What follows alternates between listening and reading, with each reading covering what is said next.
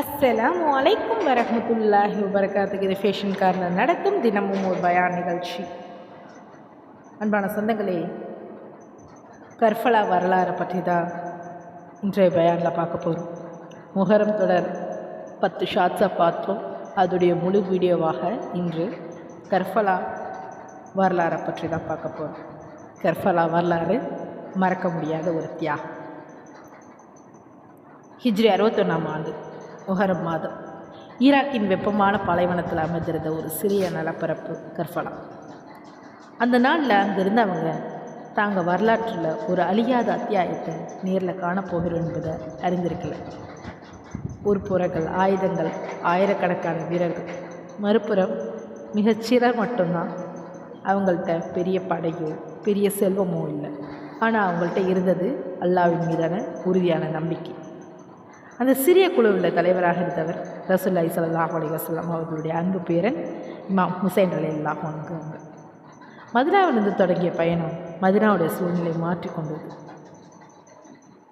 கூஃபா நகரத்தில் பல கடிதங்கள் வந்தன. நீங்கள் வாருங்க, நாங்கள் உங்களுக்கு ஆதரவாக இருப்போம் என்று பலர் அழைத்தாங்க. இந்த செய்திகளை ஹுசைன் ரலியல்லாஹு அவங்க அலட்சியப்படுத்தலை. அதே நேரத்தில் அவசரமாக முடிவெடுக்கலை. முதல்ல உண்மை நிலையை அறிய தமது உறவினரான முஸ்லீம் இப்னு அகில் என்பவரை கூஃபாவிற்கு அனுப்பினாங்க. ஆரம்பத்தில் ஆதரவு இருந்துச்சு. ஆனால் அரசியல் சூழ்நிலை வேகமாக மாறுச்சு. மக்கள் பின்வாங்கினாங்க. முஸ்லீம் இப்னு அகில் கொல்லப்பட்டாங்க. இந்த செய்தி முழுமையாக ஹுசைன் ரலியல்லாஹு அவங்களோட சென்றடைவதற்கு முன்பே அவங்களுடைய பயணம் தொடர்ந்து கொண்டிருந்துச்சு. கர்பலா இறுதியில் ஹுசைன் ரலியல்லாஹு அவங்களுடைய குழு கர்பலா என்ற இடத்தை அடைஞ்சிச்சு. அங்கே அவங்களுடைய பயணம் நிறுத்தப்பட்டுச்சு.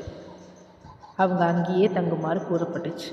சுற்றிலும் மணல், கடுமையான வெயில், தொலைவில் யூப்ரட்டிஸ் நதி. ஆனால் அதை அடைவது எளிதல்ல. நிலைமை நாளுக்கு நாள் பதற்றம் அடைஞ்சிச்சு. ஹுசைன் ரலியல்லாஹு அவங்க போற விரும்பலை. அவங்க இரத்த பாய்ச்சலை தவிர்க்க விரும்பினாங்க. வரலாற்று நூல்களில் அவங்க சமாதானமான தீர்வையும் முன்வைத்ததாக கூறப்பட்டிருக்கு. ஆனால் சூழ்நிலை சுமூகமாக முடியல. முதல் சோதனை என்ன தெரியுமா? நாட்கள் நகர்ந்துச்சு. கர்பலாவோட வெயில் அதிகரித்துச்சு. குடும்பத்தினர், பெண்கள், குழந்தைகள் அனைவரும் அந்த பாலைவனத்தில் இருந்தாங்க. அவங்க ஒரு போர் முகாமாக வரல. ஆனால் நிகழ்வுகள் அவங்கள ஒரு மிகப்பெரிய சோதனையில் மையமாக மாற்றுச்சு. இன்னும் சில நாட்களில் உலகம் முழுவதும் ஆயிரக்கணக்கான ஆண்டுகள் நினைவு கூறப்படும் ஒரு சம்பவம் நடைபெற போகுது. கர்பலா அது ஒரு பாலைவனம். பகலில் சுட்டெரியும் வெயில், இரவில் குளிர், சுற்றிலும் மணல் மட்டும்தான். அந்த பாலைவனத்தில் ஹுசைன் ரலியல்லாஹு அன்ஹு அவர்களும் அவங்களுடைய சிறிய குழுவும் முகாமிட்டு இருந்துச்சு. ஆண்கள், பெண்கள், குழந்தைகள், நபிகள் நாயகம் ஸல்லல்லாஹு அலைஹி வஸல்லம் அவர்களுடைய குடும்பத்தினர்கள். நாட்கள் நகர்ந்து கொண்டே போயிடுச்சு. அதே நேரத்தில் உங்களை சுற்றி இருந்த படைகளில் எண்ணிக்கையும் அதிகரித்து கொண்டே இருந்துச்சு. ஒரு பக்கம் பெரிய படை, மற்றொரு பக்கம் மிக குறைந்த எண்ணிக்கையிலான ஒரு குழு. ஆனால் ஹுசைன் ரலியல்லாஹு அவங்க இன்னும் ஒரு நம்பிக்கையை இழக்கலை. இரத்த பாய்ச்சலை தவிர்க்க முடியுமா? அதற்கான வாய்ப்பை அவங்க தொடர்ந்து எதிர்பார்த்து கொண்டே இருந்தாங்க. கர்பலாவில் மிகவும் வேதனையில் சோதனையில் ஒன்று தாகம். யூப்ரட்டிஸ் நதி அருகிலே இருக்குது. ஆனால் தண்ணீரை எளிதாக பெற முடியாத நிலை உருவாச்சு. பாலைவனத்தில் வெப்பம், சிறிய குழந்தைகளுடைய தாகம், பெண்களுடைய சோர்வு, முதியவர்களுடைய பலவீனம், இவை அனைத்தும் அந்த முகாமில் இருந்தவர்களுக்கு மிகப்பெரிய சோதனையாக அமைச்சிச்சு. ஆனால் அந்த சோதனையில் மத்தியில் ஹுசைன் ரலியல்லாஹு அவங்க அல்லாஹ்வின் மீது வைத்திருந்த நம்பிக்கையை இழக்கலை. அவங்க பதற்றத்தால் முடிவெடுக்கலை. அவங்க கோபத்தால் செயல்படவில்லை. அவங்க பொறுமையை தேர்ந்தெடுத்தாங்க. முஹர்ரம் மாதம் 9ஆம் நாள் மாலை சூரியன் மெதுவாக மறைஞ்சிச்சு. இரவு வந்துச்சு. அந்த இரவு கர்பலாவுடைய வரலாற்றில் மிகவும் முக்கியமான இரவு. பரவலாக ஏற்றுக்கொள்ளப்பட்ட வரலாற்று செய்திகள் ஹுசைன் ரலியல்லாஹு அன்ஹு அவங்களுடைய தங்களுடன் இருந்தவர்களிடம் சூழ்நிலையின் காரணமாக தெளிவாக எடுத்துரைத்து கூறினாங்க. அவங்க யாரையும் கட்டாயப்படுத்தலை. மாறாக அவங்களோட இருந்தவங்க தங்கள் விருப்பப்படி முடிவு செய்யலாம் என்று மனப்பான்மையும் காட்டினாங்க என்று வரலாறு பதிவு செய்கிறது. ஆனால் அவங்களோட இருந்த தோழர்கள் தங்கள் தலைவரை விட்டு செல்லவில்லை. அவங்க தங்களுடைய விசுவாசத்தில் உறுதியாக நின்றாங்க. அந்த இரவு பல தொழுகையில் கழித்தாங்க, குர்ஆன் ஓதுனாங்க, அல்லாஹ்வை நினைத்தாங்க. மறுநாள் என்ன நடக்குங்கிறது அவங்க அறிந்திருக்க. ஆனால் அவங்களுடைய இதயத்தில் பயத்தை விட ஈமான் அதிகமாக இருந்துச்சு. அன்பானவர்களே, சோதனை வரும்போது முதல்ல அல்லாஹ்வை நேசிக்க வேண்டும். அவசரத்தை இல்லை, கோபத்தை இல்லை, பொறுமையையும் துஆவையும் அல்லாஹ்வின் மீதான நம்பிக்கையும் தேர்ந்தெடுக்க வேண்டும். ஹுசைன் ரலியல்லாஹு அன்ஹு அதை தான் நமக்கு கற்றுக் கொடுத்தாங்க. அடுத்த நாள் முஹர்ரம் 10ஆம் தேதி ஆஷூரா நாள் சூரியன் உதிச்சிச்சு. அந்த சூரியன் இஸ்லாமிய வரலாற்றின் மிக வேதனையான ஒரு நாளை சாட்சியாக பார்க்க போகுது. முஹர்ரம் 10ஆம் நாள் ஆஷூராவுடைய காலை சூரியன் மெதுவாக உதிச்சிச்சு. அந்த காலையில் கர்பலா பாலைவனம் வழக்கம் போல் அமைதியாகத்தான் இருந்துச்சு. ஆனால் அந்த அமைதிக்குள்ள ஒரு பெரிய சோதனை மறந்துருந்துச்சு. ஹுசைன் ரலியல்லாஹு அன்ஹு அவங்க தங்களோட இருந்தவங்களை ஒன்று சேர்த்தாங்க.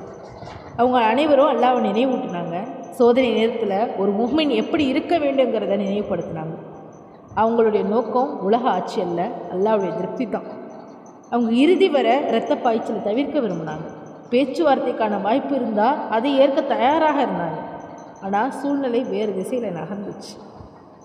ஹுசைன் ரலியல்லாஹு அவங்கள இருந்த மிகச்சிலரே மறுபுறம் இருந்த படை பல மடங்கு பெரிதாக இருந்துச்சு. உலக கணக்கில் பார்த்தா வெற்றி சாத்தியமற்றதாக தோணுச்சு. ஆனால் ஒரு முஃமின் வெற்றியை எண்ணிக்கையால் அளப்பதில்லை, அல்லாஹ்வின் திருப்தியால் அளக்கிறான். அதனால் தான் ஹுசைன் ரலியல்லாஹு அன்ஹு அவர்களும் அவர்களுடன் இருந்தவங்களும் பின்வாங்கலை. ஒருவர் பின் ஒருவராக வரலாற்று செய்திகள் கூறுவது போல ஹுசைன் ரலியல்லாஹு அன்ஹு அவர்களுடன் இருந்த தோழர்கள் ஒருவர் பின் ஒருவராக முன்னேறினார். அவர்கள் தன்னுடைய தலைவரை தனியாக விடவில்லை, உயிர் பிரியும் வரை விசுவாசமாக இருந்தார். இறுதியில் அவங்களுடைய எண்ணிக்கை குறைந்து கொண்டே போணுச்சு.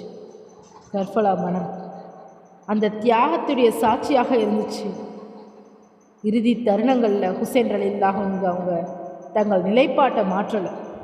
அல்லாஹ்வின் மீது வைத்திருந்த நம்பிக்கை குறையவில்லை. சோதனை பெருசாக இருந்துச்சு, ஆனால் ஈமான் அதைவிட பெரியதாக இருந்துச்சு. இறுதியில் நபிகள் நாயகம் ஸல்லல்லாஹு அலைஹி வஸல்லம் அவர்களுடைய அன்பு பேரனான ஹுசைன் ரலியல்லாஹு அன்ஹு அவங்க ஷஹீதானாங்க.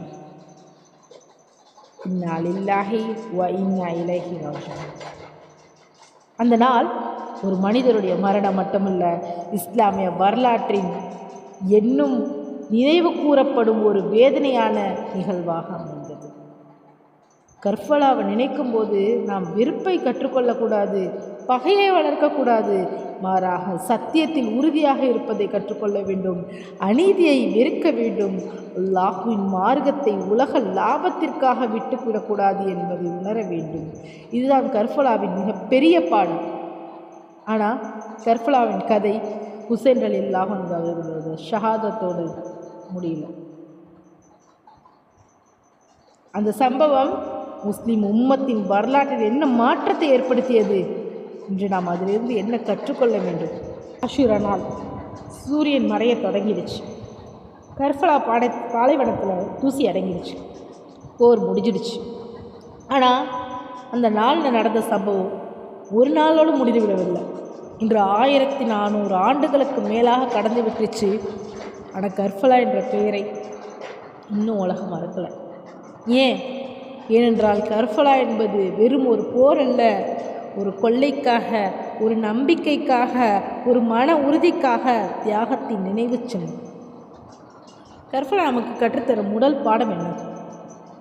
உண்மையில் பாதை எப்போதும் எளிதாக தான் இருக்கும். சில நேரங்களில் அந்த பாதை தனியாக நடக்க வேண்டியிருக்கும். சில நேரங்களில் மக்கள் புரிந்து கொள்ள மாட்டாங்க. சில நேரங்களில் இழப்புகள் வரலாம். ஆனால் அல்லாஹ்வின் திருப்தி கிடைக்கும் பாதை என்னவென்று அந்த பாதையை விட்டு விலகிடக்கூடாது. இரண்டாவது பாடம், சோதனைங்கிறது அல்லாஹ் நம்மை விட்டுவிடுவோம் என்பதற்காக அடையாளம் இல்லை. மாறாக சோதனையில் தான் ஒரு முஃமின் உண்மையான ஈமானோட வெளிப்பாடு. ஹுசைன் ரலியல்லாஹு அன்ஹு அவங்க சோதனையில் இருந்தாங்க, ஆனால் அல்லாஹ்வின் மீது வைத்திருந்த நம்பிக்கையை இழக்கல. மூன்றாவது பாடம், உலக பதவி நிரந்தரமில்லை. இன்று அதிகாரம் இருப்பவர்கள் நாளை இருக்காமல் போகலாம். இன்று செல்வம் இருப்பவர் நாளை ஏழையாகலாம். ஆனால் அல்லாவுக்காக செய்யப்பட்ட ஒரு நற்செயல் மறுமை வரை நிலைத்திருக்கும்.